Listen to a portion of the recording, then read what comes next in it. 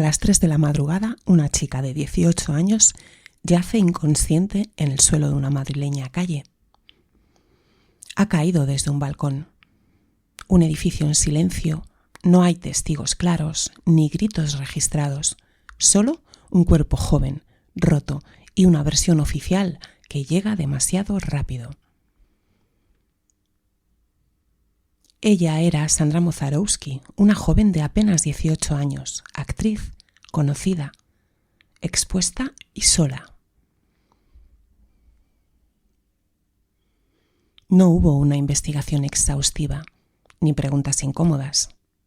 Horas después la versión oficial era clara, rápida y definitiva: accidente.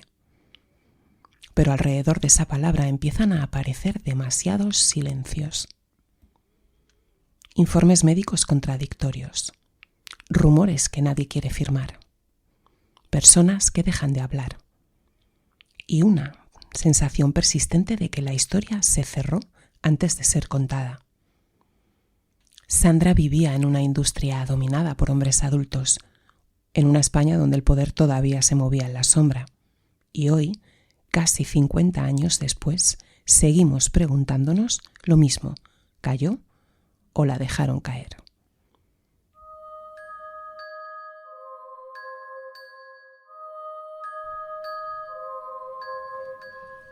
Atención, delirantes, lo que vais a escuchar no es ficción, aunque quizás desearás que lo sea. Soy Macarena Naranjo Agraz y aquí, en Crónica Delirio, exploramos los misterios reales que la historia intenta olvidar. Desapariciones sin rastro, crímenes imposibles, sectas ocultas y delirios humanos que dejaron huella. Ponte cómodo, pero no demasiado. Comenzamos.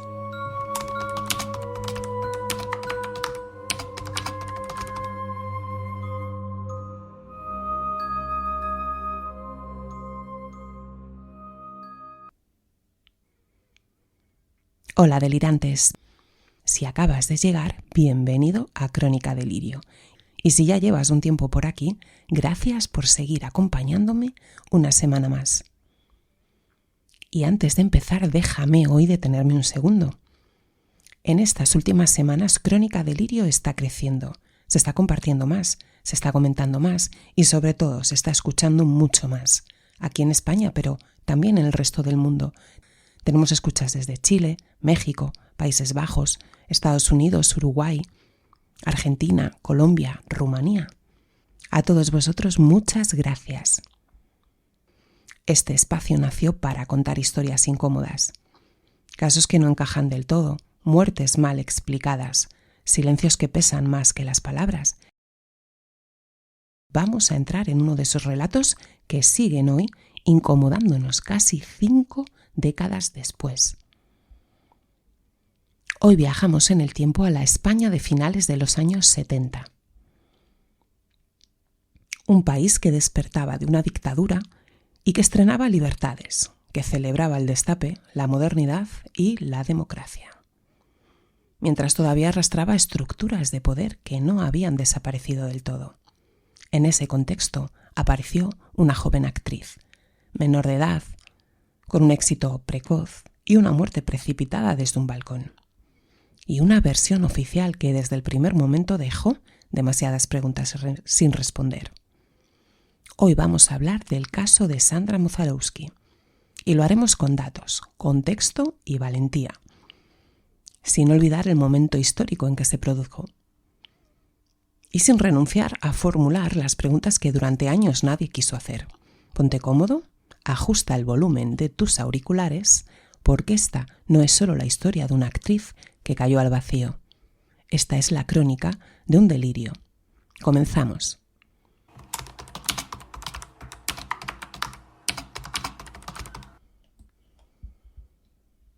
España no estaba viviendo una transición tranquila, estaba despertando de una larga pesadilla.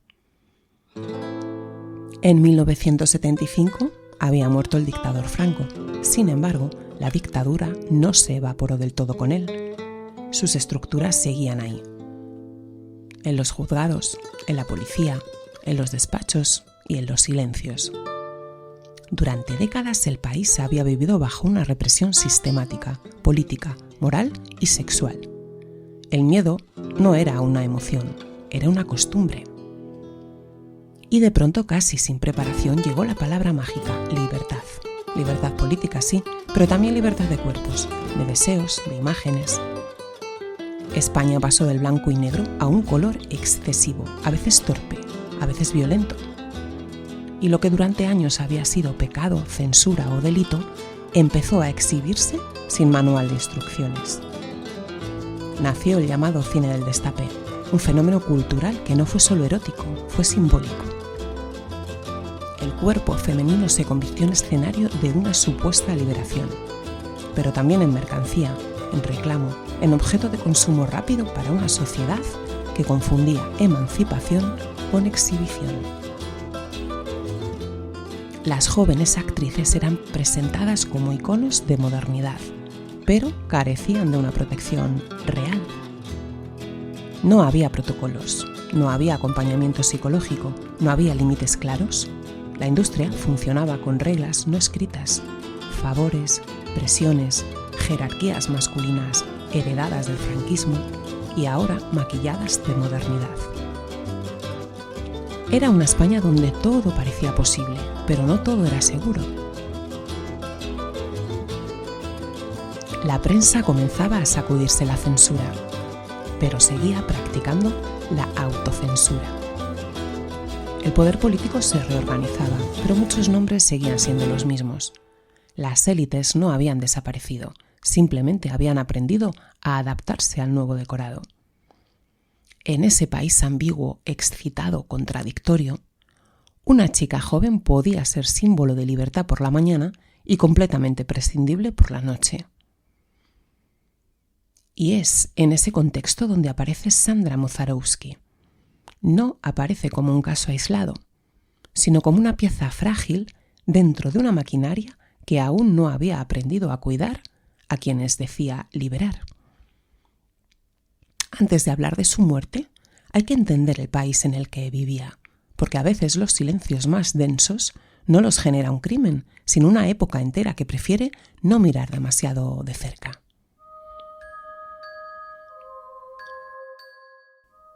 Hija de padre ruso, Boris Moszarowski, un diplomático que compaginaba su cargo con la profesión de ingeniero electrónico, y madre española, María del Rosario Ruiz de Frías.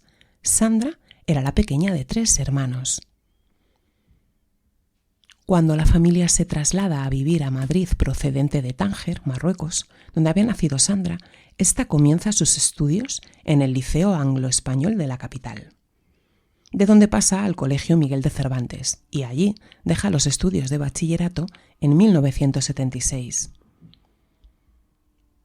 Desde niña Sandra soñaba con ser actriz.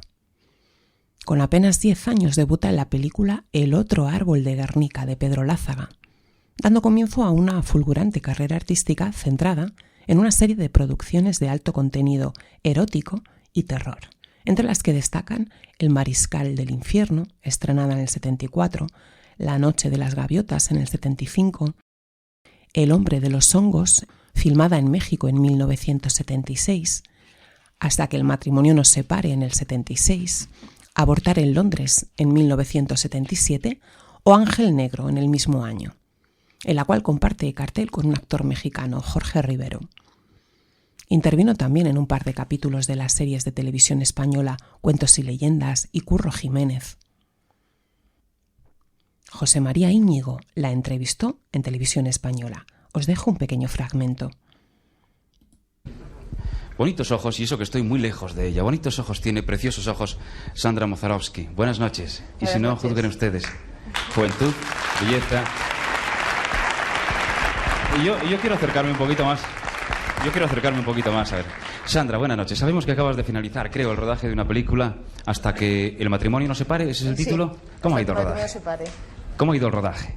Magníficamente bien. ¿Cuántas películas lleva en su haber ya Sandra Moszarowski? Pues entre cine y televisión más o menos unas 12. ¿Y cuántos añitos? Porque creo que hay que preguntárselo así, porque deben ser poquísimos. Muy pocos. ¿Cuántos años quiero decir en el 7. cine? 17 nada más. En el cine no. En el cine llevo... Con esto de las edades nos hacemos un lío ya desde pequeñitos. En el cine llevo 3 años. Nada más. Sí, bueno, comencé a los 9 años, pero después dejé de hacer cine para dedicarme a mis estudios y ahora regresé otra vez más en serio, ya más preparada, hace 3 años. Sandra, con esos ojos, ¿te ha resultado muy difícil hacerte un huequecito en el mundo del cine? Pues sí, ¿Piensas? es muy difícil porque pienso que es un terreno que hay que tomárselo muy en serio y que hay que estar muy preparada para llegar a algo. Muchas gracias.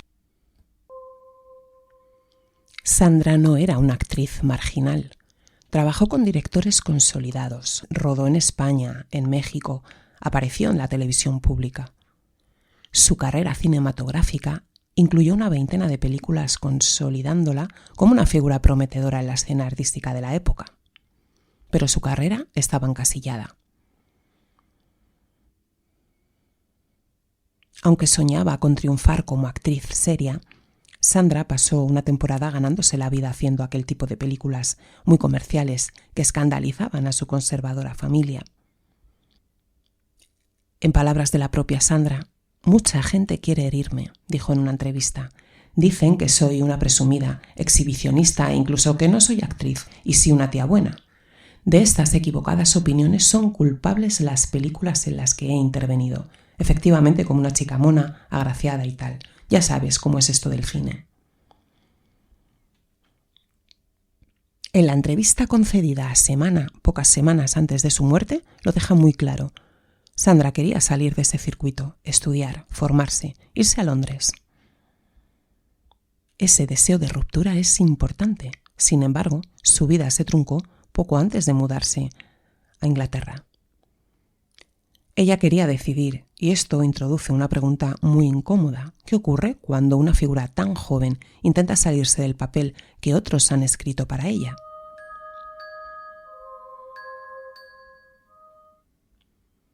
Analicemos los hechos confirmados, lo que sí sabemos. El 23 de agosto del 77, Sandra cae de madrugada desde la terraza de su domicilio. El piso está situado en la 4ª o en la 2ª planta del número 3 de la calle Álvarez de Baena, en Madrid. Os digo esto porque he encontrado diferentes fuentes, en unas se habla de un 2º piso y en otras de un 4º piso. Sandra permaneció varios días hospitalizada. Falleció el 14 de septiembre de 1977. En ese momento tenía 18 años, menor de edad en esa época, en que la mayoría eran 21. Estaba embarazada de 5 meses. La versión oficial de su muerte sostiene que la joven estaba regando las plantas en la terraza de su piso en Madrid, cuando, por un descuido, cayó al vacío desde lo alto del edificio. Un taxista la auxilió y la trasladó al hospital, donde permaneció en coma durante varios días hasta que falleció. No obstante, esta explicación ha sido cuestionada por muchos que también descartan la opción del suicidio. La autopsia no se hizo pública. La investigación no trasciende. El caso se cierra con rapidez. Hasta aquí son hechos.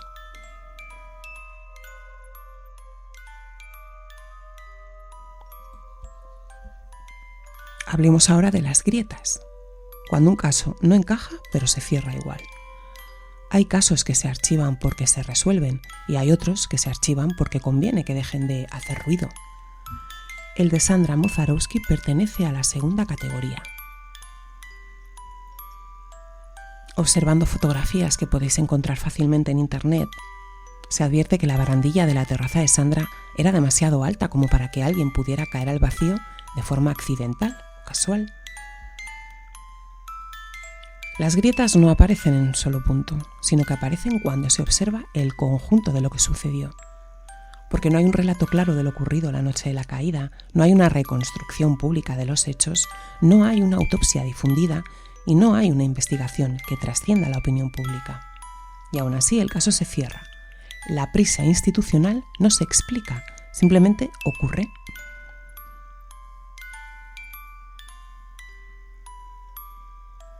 No hay declaraciones contundentes que aclaren el contexto inmediato, ni versiones enfrentadas que generen un debate real, solo silencio y después, mucho tiempo han pasado, casi 50 años. Y si miramos este caso de forma aislada, puede parecer un suceso trágico más, pero cuando se coloca junto a otras trayectorias femeninas del cine español de los 70, el patrón empieza a repetirse. Porque muchas actrices jóvenes de la época compartían condiciones similares: un inicio precoz, sexualización temprana, escasa protección contractual, presión mediática constante. La industria celebraba la libertad en pantalla, pero no organizaba seguridad fuera de ella. Algunas actrices lograron reconvertir sus carreras, otras desaparecieron del foco. Y otras cargaron durante años con el estigma del destape, incluso cuando intentaron romper con él. Y Sandra no fue la única joven actriz expuesta demasiado pronto, pero sí fue una de las pocas cuya historia terminó de forma abrupta y sin explicaciones suficientes.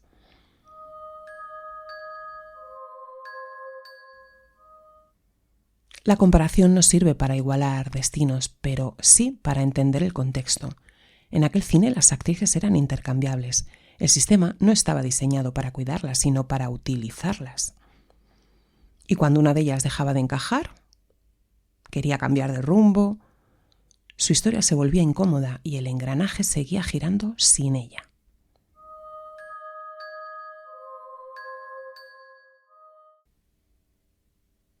Pero las grietas no están solo en la noche de la caída, sino en todo lo que rodea la vida de Sandra, en la rapidez del cierre, en la ausencia de respuestas, en la normalidad con la que el caso se diluye, porque no hubo una exigencia social sostenida, ni una revisión posterior, ni una investigación profunda.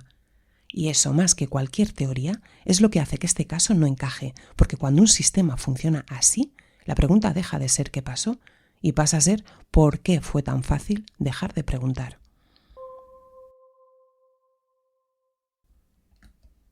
¿Analizamos las posibles hipótesis? Como ya hemos introducido la causa oficial de la muerte, que fue el accidente, vamos a hablar sobre ella. Se dedujo de lo que le había sucedido a Sandra que había sido una caída fortuita, un desequilibrio, un momento puntual sin intervención externa de nadie. Es una hipótesis plausible en términos generales, pero de nuevo, el problema no es la hipótesis en sí, el problema es la ausencia de información que la sostenga, porque no se conocen públicamente las circunstancias exactas del momento. No se aclara si Sandra estaba sola, no se detalla qué hacía en la terraza, no se reconstruye la escena y no se explica por qué ocurrió esa caída concreta. La hipótesis del accidente requiere contexto y ese contexto nunca se ha hecho público. Al no haber autopsia difundida y sin atestado detallado, sin reconstrucción oficial, el accidente queda como una posibilidad no verificada y sostenida únicamente por el vacío informativo.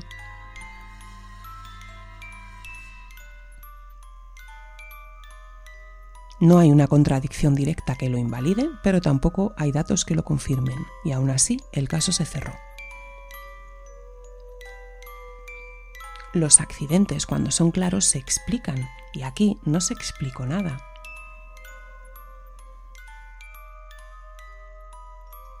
Hay otra hipótesis que es la del suicidio. Esta hipótesis nunca apareció como una conclusión firme, ni se sostuvo en informes públicos, simplemente quedó flotando como una posibilidad implícita, y eso en sí mismo ya es algo significativo. Y es que un suicidio exige unos indicadores claros, antecedentes psicológicos conocidos, testimonios próximos, consistentes, señales previas de ideas suicidas, un contexto emocional documentado, y en el caso de Sandra, ninguno de estos elementos se presenta de forma verificable, porque no hay constancia pública de diagnósticos clínicos, no hay cartas, no hay advertencias previas recogidas en su entorno. Lo que sí existe es una entrevista concedida un mes antes de su muerte, en la que Sandra habla de planes concretos: abandonar temporalmente el cine, terminar estudios, formarse como actriz en Londres, volver a hacer otro tipo de papeles. Desde el análisis clásico de un suicidio, este tipo de discurso no encaja con la planificación autodestructiva y no lo descarta por completo, pero lo debilita.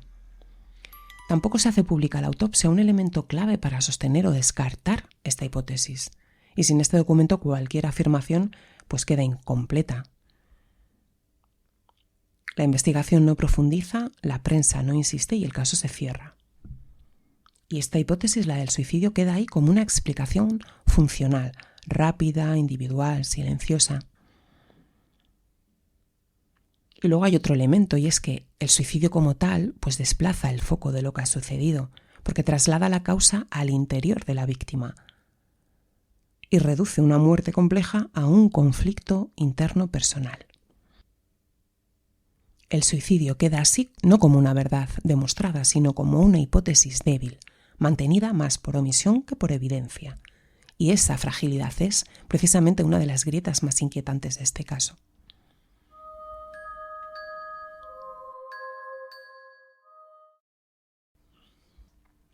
Y la tercera y la hipótesis estrella de este caso que hemos elegido para hoy: las interferencias externas, el poder, el tabú. Y esta es la hipótesis más incómoda.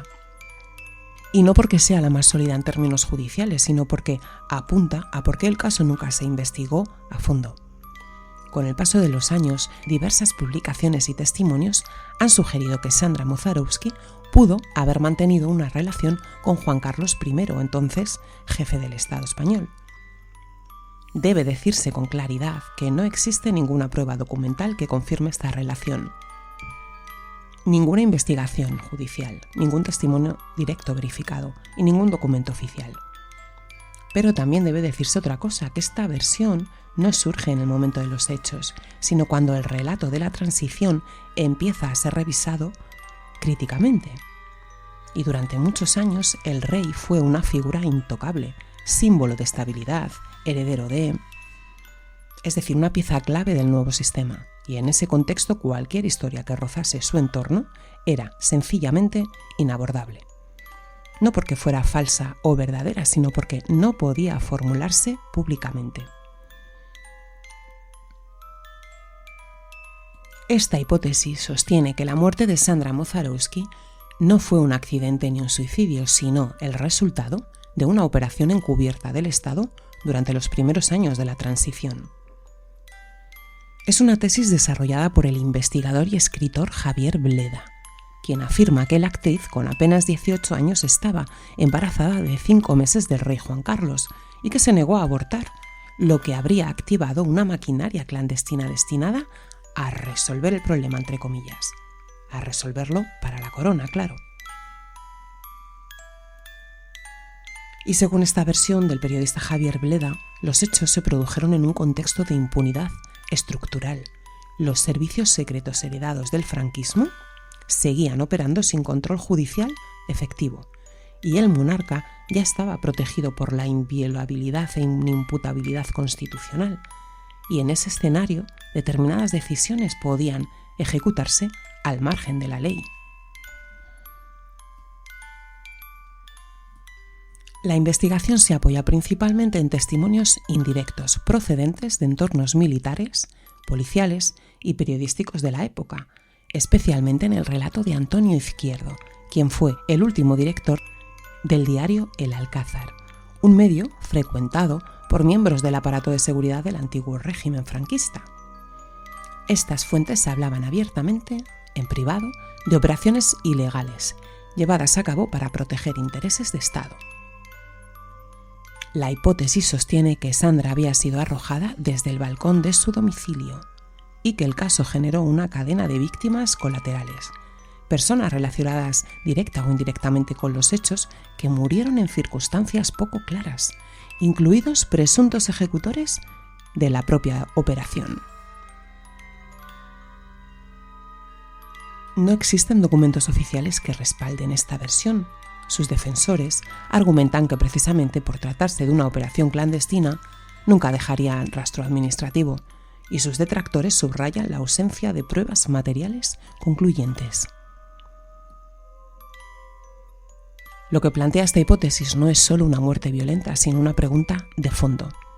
¿Hasta dónde pudo llegar el Estado para proteger a la institución que debía simbolizar la democracia naciente?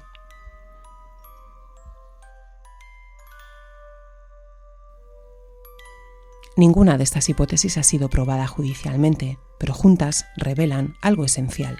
El problema no es cuál es la verdadera, sino por qué nunca se permitió comprobarlo. Suicidios sin pruebas, accidentes sin contexto, interferencias imposibles de investigar, 3 explicaciones distintas y un mismo resultado, el silencio. Y cuando este silencio se impone durante décadas, el misterio deja de ser individual y pasa a ser estructural.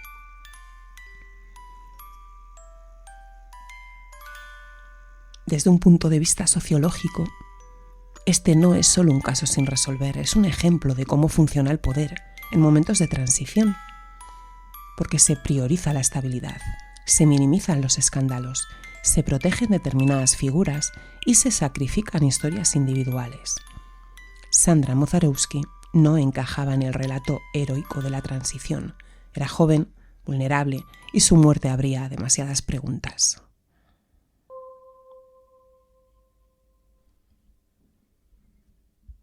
Al principio de esta historia dijimos que hoy no íbamos a resolver la muerte de Sandra Mozarewski y ahora al final seguimos sin hacerlo, no porque falten preguntas, sino porque durante demasiado tiempo sobraron silencios. Sandra cayó en 1977, en un país que necesitaba avanzar deprisa, aunque eso significase no mirar atrás. Su caso conmocionó a la sociedad española de la época y nunca se llegó a esclarecer, pese a que su hermano León intentó sin éxito reabrirlo en varias ocasiones. Su muerte fue archivada, su nombre se fue apagando y el ruido de lo nuevo terminó cubriéndolo todo. Quizá el verdadero misterio no sea qué ocurrió aquella noche. Quizá el verdadero misterio sea cómo aprendimos a convivir con estas historias sin exigir respuestas.